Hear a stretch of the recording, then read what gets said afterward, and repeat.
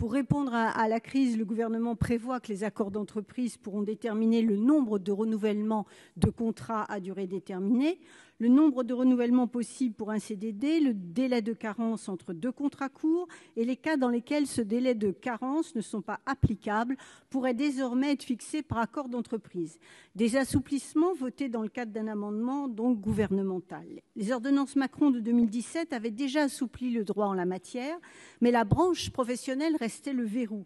Il faut ainsi aujourd'hui un accord de branche pour déroger au droit au travail qui prévoit qu'on ne peut renouveler un CDD plus de 2 fois. Ce détricotage supplémentaire du droit du travail, du code du travail, dégrade la qualité de l'emploi et entraînera une précarisation accrue. En favorisant les contrats précaires au détriment des contrats à durée indéterminée, le gouvernement veut relancer l'économie, mais en réalité, il va précariser davantage notre société. D'autant que les mesures présentées comme provisoires deviennent, et on en a l'expérience, bien souvent permanentes.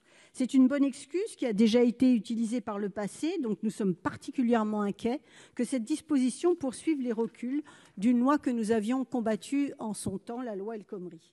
L'assouplissement des règles relatives au CDD et à l'intérim s'est toujours accompagné d'une précarisation des conditions d'emploi pour les travailleurs concernés, sans effet significatif en termes de relance économique. L'argument de la nécessité de s'adapter à la crise est d'autant plus fallacieux que les règles sont déjà largement flexibles et permettent aux employeurs d'y recourir facilement, tout en dérogeant au principe de l'emploi en CDI. C'est donc pour ces raisons que nous demandons la suppression de l'alinéa 14 de cet article 1er et que nous voterons contre la réintroduction, donc le futur amendement du gouvernement.